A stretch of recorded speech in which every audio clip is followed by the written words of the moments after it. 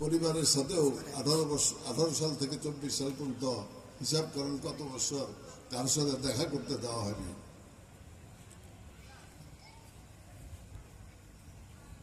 অনেক জুলুমের মধ্যে ছিলাম, কিন্তু আপনারা সকলেই আমার জন্য দোয়া করেছেন। তাহাজ্জুদের নামাজ পড়ে দোয়া করেছেন, করেন নাই? মা বোনেরা অনেকে আমার জন্য রোজা রেখেছেন, দোয়া করেছেন, কান্নাকাটি করেছেন পরম করুণাময় আল্লাহ তাআলার কাছে। আল্লাহ তাআলা আপনাদের মা বোনদের দোয়া কবুল করেছেন। সেই দোয়া কবুল করার কারণে আমি আজকে মুক্ত হয়েছি। বিশ্বাস করেন 24 সালে যখন নির্বাচন হয়ে গেল, তারপরে আর কোনোদিন মনে করি নাই যে আপনাদের সামনে এইভাবে বক্তব্য দিতে পারবো, এইভাবে কথাবার্তা বলতে পারবো।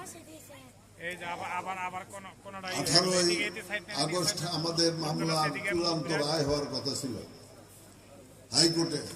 18 আগস্ট যদি রায় হয়ে যেত, তাহলে 18 আগস্ট রায়ের পরে 3-4 মাস হয়তো অপেক্ষা করতে হইতো, তারপর আমাদেরকে ফাঁসিতে ঝুলিয়ে দেওয়া হতো। কিন্তু আপনাদের দোয়ার বরকতে, মা বোনদের দোয়ার বরকতে, আল্লাহর রহমতে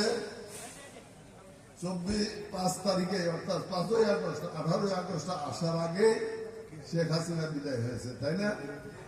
আল্লাহ পরম করুণাময় আল্লাহর তাআলার রহমতে আমি মুক্ত হয়েছি। এই জন্য আমি বারবার আল্লাহর কাছে হাজার শুকরিয়া আদায় করি, হাজারবার শুকরিয়া আদায় করি। আলহামদুলিল্লাহ, আলহামদুলিল্লাহ। প্রিয় বন্ধুরা, আমার কথা বলতে গেলে শরীরটা কেঁপে উঠে, শরীরটা কেঁপে উঠে, কাজে আমি কথা বাড়াতে চাই না। তো আপনারা দোয়া করেছেন, আপনাদের প্রতি কৃতজ্ঞতা প্রকাশ করি। আমিও আপনাদের জন্য দোয়া করি, মা বোনদের জন্য, এই দেশের মা বোনদের জন্য দোয়া করি। পরম করুণাময় আল্লাহ তাআলা যাতে আপনাদের সকল অপরাধ ক্ষমা করে দিয়ে, মা বোনদের সকল অপরাধ ক্ষমা করে দিয়ে আল্লাহ তাআলা যাতে আমাদেরকে পাপ মুক্ত করে দেয়, সকলের পাপ যাতে আল্লাহ তাআলা মুক্ত করে দেয়, এই জন্য আমি আল্লাহর কাছে দোয়া করি। প্রিয় বন্ধুরা আমার, এখন আমাদের মুসলমানদের জন্য অনেক খারাপ দিন, কিন্তু